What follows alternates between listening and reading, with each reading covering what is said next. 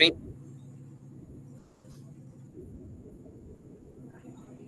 Ok. Entonces les comparto.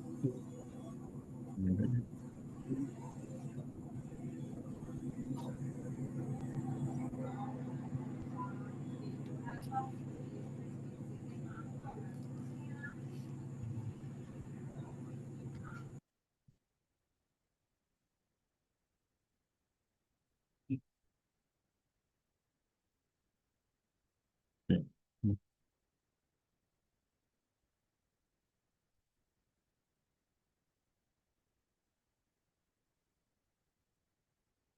Bueno, creo que ahí ya pueden ver la pantalla, ¿verdad? Sí. sí,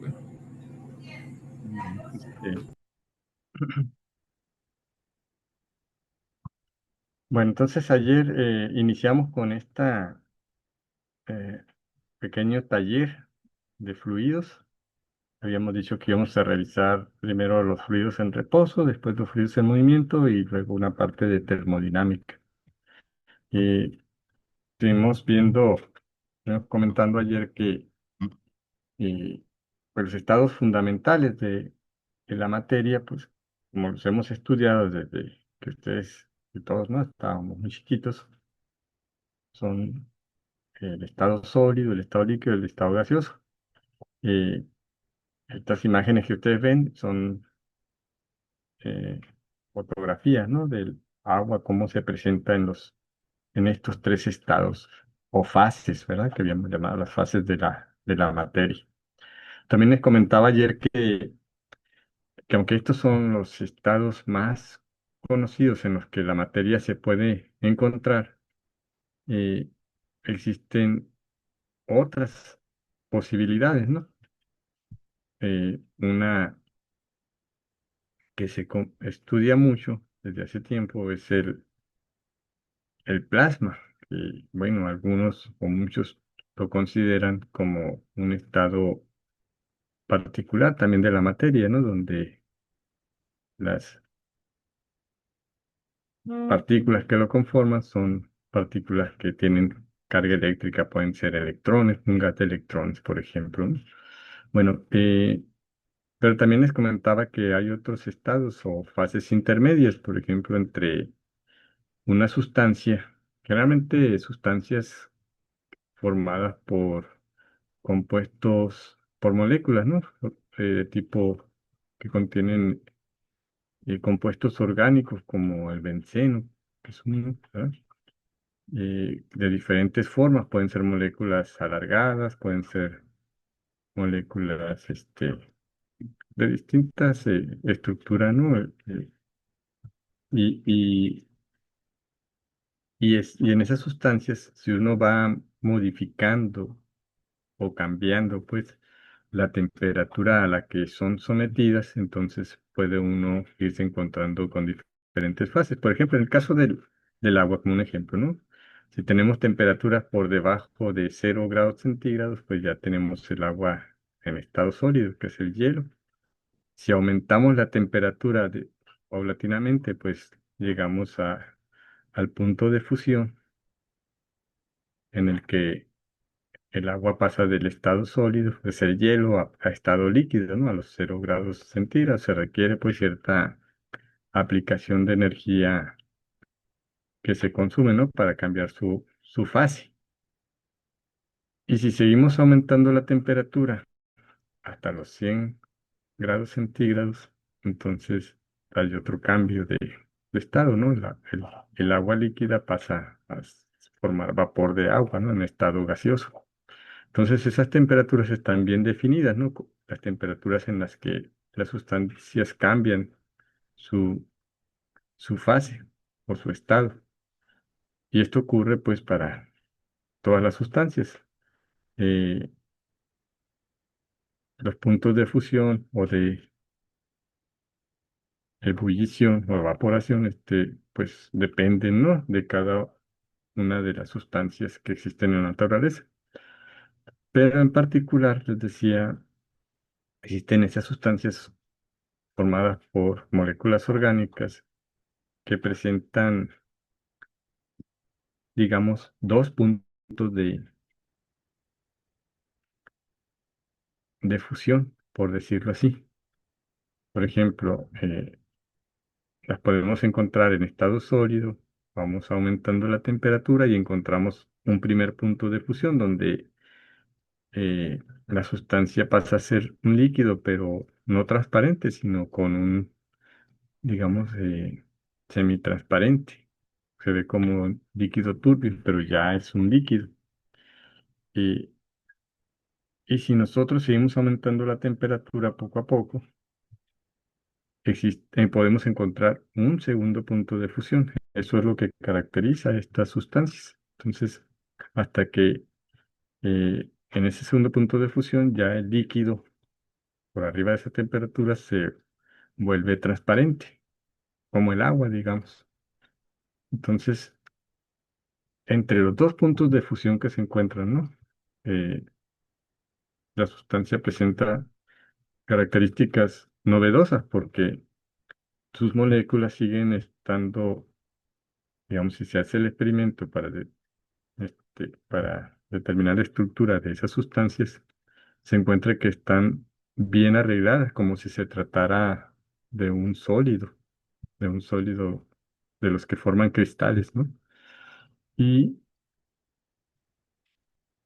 esa estructura se mantiene en ese intervalo de temperatura donde la sustancia ya está líquida, pero sigue teniendo sus moléculas bien ordenadas como en un sólido. También en ese estado intermedio, la sustancia puede fluir como un líquido.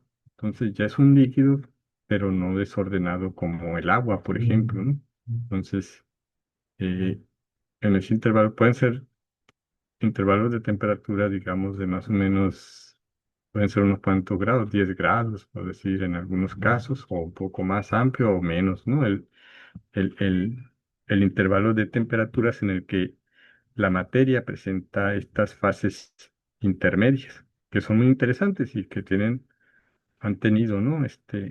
También sus ventajas para diseñar dispositivos tecnológicos. Por ejemplo, la pantalla de la computadora, decía ayer que están hechas de este tipo de sustancias, que se llaman, por cierto, cristales líquidos, ¿no? Y hay muchos tipos, ¿no? Dependiendo de cómo sea la estructura molecular, pues se pueden diferenciar diferentes tipos de cristales líquidos y con aplicaciones, pues también mucho, muy diferentes, ¿no? Y sobre todo para la tecnología, pues las aplicaciones ópticas son muy importantes. Estos dispositivos como las pantallas de los teléfonos celulares o de las computadoras o de los televisores, pues la base de funcionamiento son los cristales líquidos y tienen la ventaja de que para su funcionamiento se requiere poco consumo de energía, ¿no? Los voltajes o campos eléctricos que se requieren para que funcionen cuando se encuentran en ese estado intermedio de cristal líquido, pues son muy bajos, ¿no? Entonces realmente no consumen una gran cantidad de energía como pantallas que estén hechas de otros tipos de materiales, ¿no? Bueno, entonces eh, no debemos de quedarnos con la idea de que solo existen tres estados de la materia, sólido, líquido y gaseoso, sino que podemos encontrar sustancias que presentan estados intermedios, ¿no? Y que conservan características eh, o propiedades del estado sólido y también presentan a la vez, al mismo tiempo, características del estado líquido, ¿verdad? Y así como esas, pues también hay otros tipos de sustancias que existen en la naturaleza que pueden eh, presentar otras mesofases, ¿no? O fases intermedias que comparten características de estas que estamos viendo en la pantalla, ¿no? Y bueno, sustancias que forman cristales líquidos, hay algunas que pueden ser muy conocidas por ustedes, por ejemplo, el colesterol, que está presente en las grasas o en la sangre. Eso es un tipo de sustancia que tiene esta característica, es un cristal líquido. De hecho, es el primer cristal líquido que fue reconocido como tal hace ya muchísimos años. Y también podemos verlo, por ejemplo, en algunos animales, ¿no? Como las mariposas, ya ven que tienen sus alas que son semitransparentes y sus reflejos de colores se deben a la presencia de cristales líquidos ahí. O, por ejemplo, en las telarañas que tejen, ¿no? Las arañas, ¿no? También, si ustedes las ven a contraluz, también presentan ciertos colores característicos y son debido a las propiedades de los cristales líquidos, ¿no? También son cristales líquidos y bueno, y hay más, ¿no? Hay muchos, digamos, los que nosotros podemos encontrarnos con más frecuencia, ¿no? Bueno, entonces, de estos estados, pues nosotros vamos a estar profundizando en el estudio de los fluidos, que son el caso de los líquidos y los gases, ¿no? Vamos a dejar el estado sólido por el momento de lado, ¿no? Y de hecho, el estado gaseoso es y el estado sólido son los que desde hace muchísimo tiempo se han venido estudiando con más detalle y con más profundidad. Existen eh, desarrollos, propuestas, ¿no? De modelos teóricos para estos tipos de sustancias, sólidos y gases. Para los líquidos también, pero su estudio eh, es, digamos, comparado con los otros estados de la materia, es relativamente más reciente, ¿no? Aunque también ya hay mucho avance en el estudio del estado líquido. Bueno, ayer revisábamos algunas propiedades, ¿verdad? De las sustancias, de los sólidos, líquidos y, y gaseosos, y decíamos que pues lo que vamos a estudiar son aquellas sustancias que tienen la capacidad de fluir, como los líquidos y los gases, ¿no? ¿Ah? También decíamos que estas sustancias se pueden, eh, digamos, caracterizar por dos propiedades muy importantes. Una es la compresibilidad. Esta es una propiedad que nos dice, digamos, de alguna manera, cómo cambia el volumen de la sustancia cuando es sometido a una presión. Ayer decíamos más o menos que la presión está asociada a la fuerza aplicada sobre eh, la superficie, ¿no? Este, y ahí es donde se aplica para determinar qué tan compresible o no es una sustancia. La viscosidad es otra propiedad de los fluidos, realmente de los líquidos, ¿no? Es una característica que nos indica qué tan fácilmente o no puede fluir una sustancia de este tipo. Sabemos que si la viscosidad de la sustancia tiene un valor grande, entonces será más difícil que la sustancia fluya, ¿no? Y bueno, esta capacidad de fluir, pues solamente la podemos observar justo cuando está en movimiento, ¿no? El fluido a través de algún conducto. Entonces, en términos de estas dos propiedades que son muy importantes, nosotros podemos clasificar los fluidos por su compresibilidad y los podemos distinguir. Podemos separar los fluidos que son compresibles y los que son incompresibles. Entonces, en la primera categoría están los gases que varían relativamente fácil su volumen ante un cambio de presión que se aplica a ellos. En cambio, los líquidos, esos pues, prácticamente no cambia su volumen cuando se aplica una presión similar, ¿verdad? Entonces, fluidos compresibles serían los gases, fluidos incompresibles, los líquidos, ¿no? Entonces ya eso los separa por esa propiedad que tienen de comprimirse bajo la acción de la presión. También podemos hacer una clasificación del fluido por su viscosidad. Entonces, podemos distinguirlos entre aquellos fluidos que no son viscosos, que tienen una viscosidad tan baja, que pues no es necesario usar ese concepto para hacer su descripción. Por ejemplo, el caso del agua y los gases, ¿no? Entonces, cuando están fluyendo por un conducto, su movimiento se puede describir con, en totalidad sin tomar en cuenta su viscosidad. En cambio, para fluidos viscosos, ahí sí, como la glicerina, aceites y otras sustancias, sí es muy importante tomar en cuenta esta propiedad para poder describir su comportamiento cuando están fluyendo a través de un conducto. ¿Mm? Entonces, así podemos distinguir los dos tipos de fluidos, líquidos o gases, o bien los propios líquidos, ¿no? Por su viscosidad, ¿no?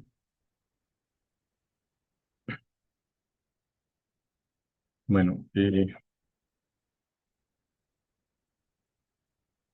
las cantidades físicas que se utilizan para describir los fluidos, ahí también platicábamos un poquito de eso. Nosotros, por ejemplo, para describir el movimiento de los cuerpos, los sólidos, digamos, pues usamos una ecuación de movimiento, la segunda ley de Newton, ¿no? Donde la fuerza que actúa sobre los cuerpos les produce una aceleración, ¿verdad? Y la aceleración que adquieren, pues va a depender de la masa del objeto. Para una misma fuerza aplicada, pues eh, un cuerpo muy masivo se va a acelerar poco y un cuerpo con masa pequeña pues se aceleraría más con una magnitud mayor, ¿verdad? Su velocidad cambiaría más rápidamente, ¿no? Bueno, en el caso de los fluidos, líquidos y gases, pues eh, tu masa, la fuerza, ¿no? Ya no son las cantidades importantes que requieren, ¿no? Para su descripción. Se quedan, digamos, cortas esas cantidades para describirlos completamente. Entonces, lo que se requiere es introducir otros conceptos como la presión y su densidad. Y como ustedes saben, la presión es el cociente, ¿verdad? Entre la fuerza normal que se ejerce sobre el área de una superficie, y entonces la presión ejercida sobre esa superficie es igual a la fuerza aplicada entre su área, la fuerza que se aplica perpendicularmente, ¿no? A la superficie. Las dimensiones de la presión, normalmente las dimensiones se denotan con este símbolo, el valor de la cantidad física encerrada entre corchetes. Y estas cantidades que aparecen aquí eh, sirven para denotar dimensiones de masa, de longitud y de tiempo, que son, digamos, las dimensiones asociadas a las cantidades básicas, ¿no? Que nosotros usamos para medir propiedades de las sustancias. Entonces, la presión es la fuerza. Acuérdense que la fuerza es el producto, ¿no? De la masa por la aceleración. Aquí tendríamos, la aceleración tiene dimensiones de longitud entre dimensiones de tiempo al cuadrado. Pues todas estas tres cantidades nos dan las dimensiones de la fuerza y este factor es, digamos, corresponde a una longitud al cuadrado que me da dimensiones de área.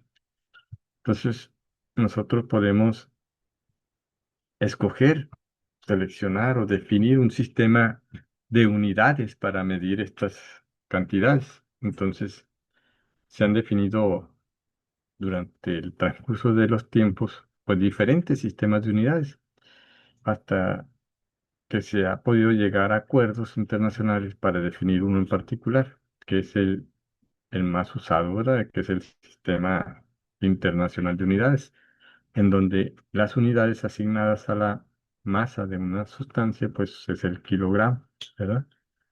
Que tiene su definición muy precisa, Para la longitud, pues es el metro y para el tiempo es el segundo. Entonces, este producto nos define una unidad para la fuerza en ese sistema de unidades que es el newton. Y el newton dividido entre el área que tiene dimensiones de una longitud al cuadrado, pues nos daría newton, la dimensión de longitud es el metro, sería newton entre metro cuadrado. No es el único sistema de unidades que existe. Hay otros sistemas que también se utilizan en diferentes, depende del área, ¿no? De trabajo en donde se esté realizando las mediciones. Pueden ser, por ejemplo, eh, para unidades de fuerza puede ser la DINA y el centímetro cuadrado para el área, ¿no? Y así. Y hay más unidades, ¿no? Para medir presiones. Para la densidad, que es otra cantidad física importante para describir los fluidos, pues esta, como ustedes saben, es la masa del cuerpo dividida entre el volumen que ocupa. Entonces, ese cociente de masa entre volumen, pues nos da el valor de la densidad de cuerpo. Por ejemplo, cuerpos con la misma masa pueden ocupar volúmenes diferentes si se trata de diferentes sustancias, entonces ahí podemos determinar pues la densidad de cada cuerpo, ¿no? Las dimensiones de la densidad son dimensiones de masa entre dimensiones de volumen, longitudes elevadas al cubo, ¿no? Entonces, en el sistema internacional podríamos tener, por ejemplo, kilogramos sobre metro cúbico, ¿verdad? Y así, en otros sistemas serían gramos sobre centímetro cúbico y etcétera, ¿no?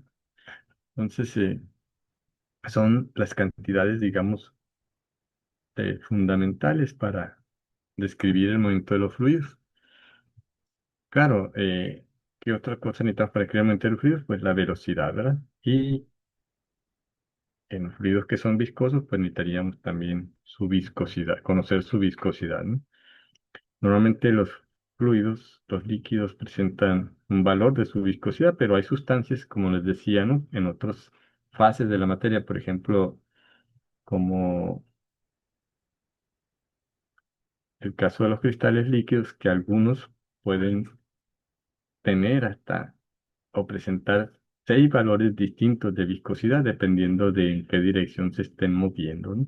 O cómo estén orientadas las moléculas que forman esos líquidos, entonces, o cristales líquidos. Entonces, la descripción de las sustancias cuando se encuentran en alguna de sus mesofases accesibles, pues es un poco más complicada que un líquido viscoso normal, ¿no? Entonces, pero también se pueden describir y se pueden describir, se tienen propiedades mucho, muy interesantes de fluidos de ese tipo, ¿no? Entonces, existen muchas sustancias en la naturaleza que pueden fluir y que tienen propiedades también, poco estándares, ¿no? A diferencia del agua, por ejemplo. Bueno, continuando. Les voy a presentar aquí, nada más para distinguir, ¿no?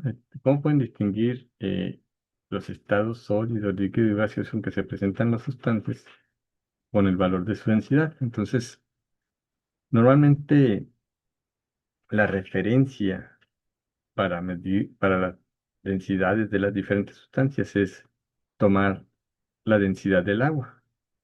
Y ahorita, al ratito se las presento. Entonces, vamos viendo cómo son, qué tan cercanos o qué tan diferentes pueden ser las densidades de las sustancias en sus diferentes estados. Por ejemplo, este, para los sólidos, el hielo tiene una densidad de 0,9 gramos por centímetro cúbico.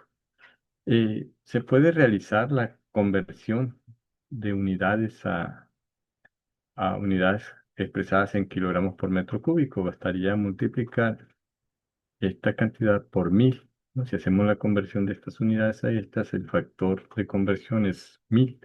Entonces, eh, lo dejo aquí. Por ejemplo, para el granito, su densidad en estas unidades sería 2600 kilogramos por metro cúbico, ¿verdad? o en estas unidades, si divido entre 1000 sería 2,6 gramos por centímetro cúbico. Igual el aluminio, ¿no? Que es 2,7 gramos por centímetro cúbico aquí, o el acero 7900 kilogramos por metro cúbico. Entonces, depende, ¿no? De cómo uno quiere expresar los valores de las densidades de las diferentes sustancias, uno puede escoger unidades como estas o unidades como estas, ¿verdad? Entonces, el oro tiene una densidad de 19,3 en gramos por centímetro cúbico y el platino, pues, es mucho más denso, tiene 21.400 kilogramos sobre metro cúbico. En estas unidades, pues, sería 21,4. Pero bueno, están ordenados aquí las sustancias con valores de menor densidad a mayor, ¿no? En ese orden. Entonces, sí, recuerden bien, ¿no? Los valores que tenemos aquí y aquí. Si nosotros pasamos a los líquidos, como la gasolina, tendría una densidad de 710 kilogramos sobre metro cúbico. El alcohol, 0,8. El agua, pues, que es la referencia, es 1 o 1000 kilogramos por metro cúbico. Antes está el benceno, ¿no? Con 900, ¿verdad? Y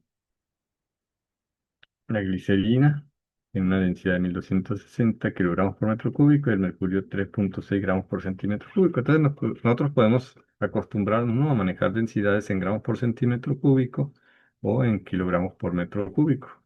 Entonces, como les digo, hay un factor de 1000, ¿verdad? De- para expresar los valores en las unidades distintas.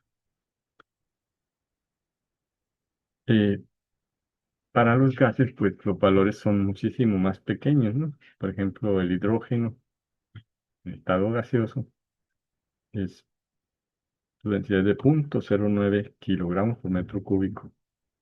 Muy pequeña comparada con cualquiera de las densidades anteriores de los líquidos o de los sólidos, ¿no? El vapor de agua, pues, es 0,0059 en estas unidades de gramos por centímetro cúbico. El aire es 1,2, nitrógeno 0,00125. Si lo cambio para acá, pues sería 1,25, ¿verdad? El oxígeno es 1,4 y el cloro 0,0321. Si lo pongo acá sería 3,21 kilogramos por metro cúbico. Entonces también están ordenadas, ¿no? De menor a mayor. Entonces, estos son algunos ejemplos, ¿no? De densidades, ¿no? Y de las diferentes sustancias. Bueno, si nosotros queremos estudiar fluidos en reposo, nosotros tenemos que determinar, pues, cómo cantidades, por ejemplo, ¿cómo es la presión? Si nosotros tenemos un líquido contenido en un recipiente, digamos, contiene el líquido, pues una buena cantidad de líquido. Si nosotros avanzamos y pudiéramos medir la presión desde la superficie hacia capas más bajas del líquido, notaríamos que la presión estaría aumentando a medida que avanzamos en profundidad dentro del recipiente. Entonces es posible establecer una ecuación que nos diga cómo varía la presión con la profundidad, ¿verdad? Entonces, la ecuación fundamental para medir la presión o calcular la presión en fluidos en reposo, contenidos en algún recipiente, líquidos, por ejemplo, es esta que aparece aquí. Esta es una ecuación diferencial, tal que nos dice que nos da la razón de cambio entre la variación de presión con la altura o con la profundidad, ¿verdad? Y ese cambio se puede calcular que es proporcional al peso específico de la sustancia. Fíjense, aquí la densidad es la razón de la masa al volumen multiplicado por G. Esto me da la pura masa por G de la sustancia, me daría el peso, pero al dividirlo entre su volumen me da una cantidad que nosotros le llamamos peso específico de la sustancia. Entonces, esta ecuación lo que establece es que si nosotros aumentamos esta cantidad de manera positiva, entonces esta otra cantidad tiene que disminuir por este signo que aparece acá. Entonces, esta es la ecuación que nos dice cómo varía la presión con la altura, ¿no? Entonces, nosotros podemos distinguir o resolver esta ecuación para diferentes tipos de sustancias, o para determinar cómo varía o cómo obtener una función de la presión en términos de la altura o la profundidad. Por ejemplo, ya habíamos hablado, ¿no?, que podemos tener fluidos compresibles y fluidos incompresibles. Entonces, para el caso de fluidos incompresibles como los líquidos, la presión de un líquido cuando se encuentra a una cierta profundidad medida desde la superficie está dada por esta ecuación que está aquí. Usted la conoce, esta es la presión hidrostática, ¿no?, para un fluido incompresible. En este caso, la presión pues, es diferente en cada punto, ¿no?, punto del fluido, medido desde la superficie, por ejemplo. Aquí, en los fluidos incompresibles, la densidad, lo que lo caracteriza es que el valor de la densidad no cambia con la presión, es una constante, ¿no? Se mantiene constante. A diferencia de los fluidos compresibles, donde esta propiedad, la densidad, depende, eh, depende de la altura y esta altura, pues la presión también depende de aquí, entonces ρ puede variar de esta manera. Nosotros podríamos, por ejemplo, para estudiar este tipo de variaciones en la presión y en la densidad, podríamos tomar como referencia la presión atmosférica. Ya saben, ¿no? La presión atmosférica, pues es la presión que ejerce la atmósfera sobre la superficie de la Tierra. Entonces, sabemos, ¿no?, que la atmósfera es la capa de aire que rodea la Tierra y está formada por distintos gases, principalmente nitrógeno, que es el más abundante con 78%, luego el oxígeno con una abundancia de 21% y los demás sustancias pues son prácticamente el 1% restante es vapor de agua y otros gases, ¿no?, menor, pues, mucha menor proporción. ¿Cuál es el origen de la presión? Pues sabemos que todos estos gases están formados por átomos, son partículas, y esas partículas están en constante movimiento. ¿De dónde adquieren movimiento? Pues pueden absorber energía del sol o de otras fuentes. El caso es que están en movimiento y se puede probar que la presión atmosférica es el producto de los choques que tienen esas partículas que forman los gases con las superficies de los objetos y eso da lugar a la presión, ¿no? Entonces, en general, ¿no?, en particular la presión atmosférica. Entonces, este es un esquema, ¿no?, donde está la Tierra y la atmósfera. La atmósfera, bueno, aquí está exagerada el dibujo comparado con las dimensiones de la Tierra. En realidad, la atmósfera es una capa mucho, muy delgada que rodea la Tierra, ¿no? Entonces, se extiende, ¿cuántos? Ustedes saben, yo creo, 20 kilómetros, ¿será? Sí. Si alguien lo sabe, lo puede decir.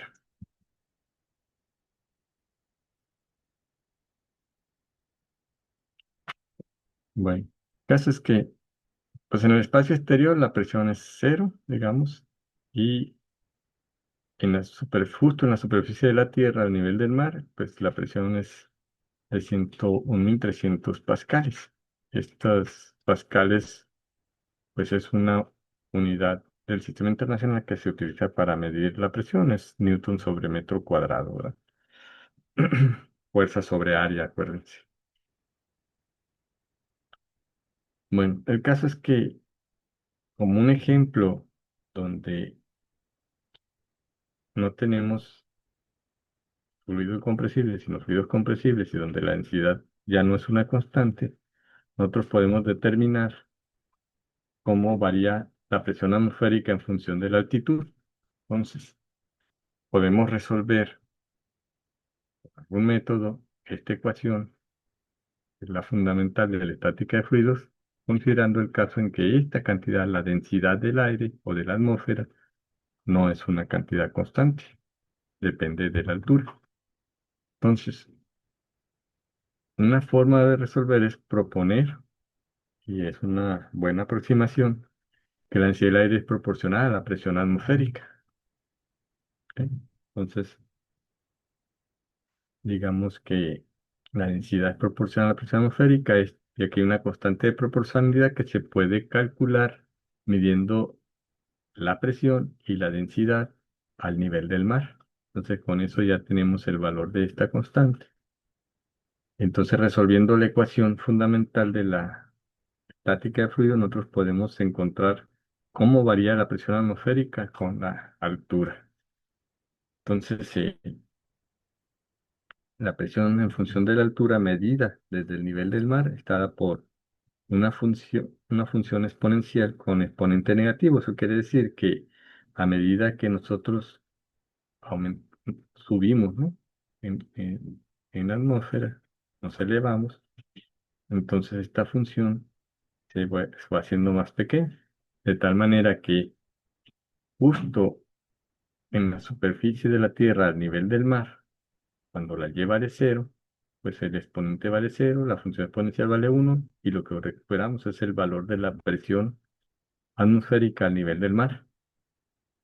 Y si nosotros vamos aumentando hasta llegar al borde de la atmósfera, pues esta función es una función exponencial, esa función decrece con altura muy rápido, de tal manera que esta función tiende a cero y entonces el valor de este producto es prácticamente cero. Entonces recuperamos esta ecuación que está aquí, esta función exponencial decreciente, describe muy bien, digamos, los valores que va tomando la presión atmosférica a medida que nos elevamos desde la Tierra hacia el borde de la atmósfera, donde la presión es cero, ¿no?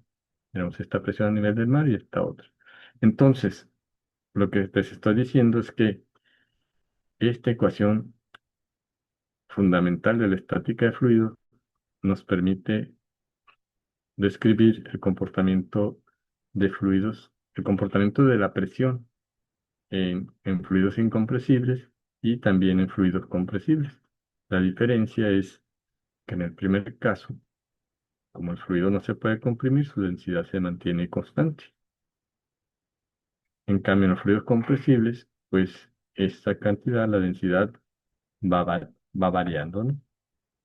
Tal que en el caso de la atmósfera, este, la densidad varía de manera proporcional a la presión, y entonces la presión va a depender de la altura a la que nos encontremos, ¿verdad? Porque ahí la densidad de la atmósfera, digamos, es más alta cerca de la superficie de la Tierra y es menor a medida que ascendemos en la superficie. Y por supuesto, estas diferencias de densidad pues da lugar a fenómenos muy importantes. Por ejemplo, eh,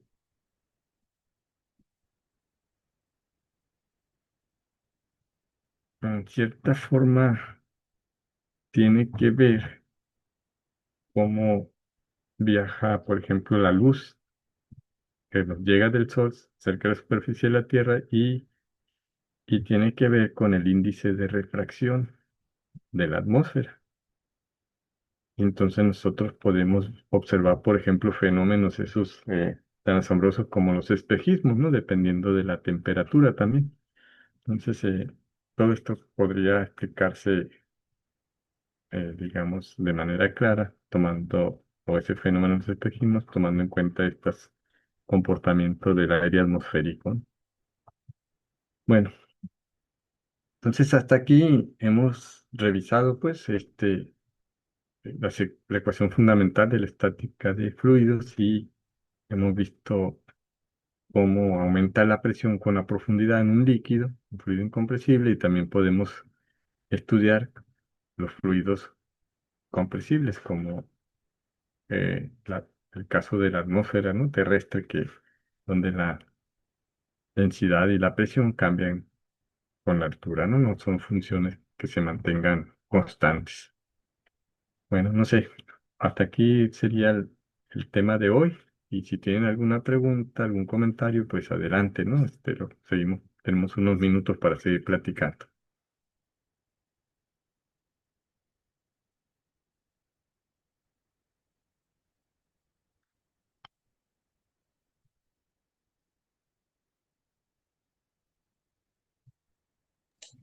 Una duda, Sí. ¿dónde puedo ver las grabaciones de las clases? Ah, bien, sí, me preguntaron eso ayer, ¿verdad? Y quedé de que hoy les iba a decir, pero tampoco, lo pregunté hoy. Pero bueno, mañana se los digo. ¿Les parece? Bien. Mm, ¿Alguien más?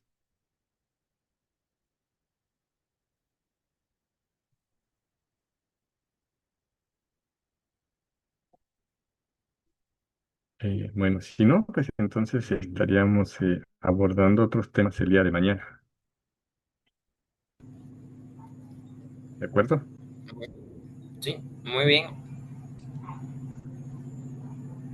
Sí. Bueno, bien. Bueno, pues gracias por estar presentes. Entonces nos vemos mañana a la misma hora.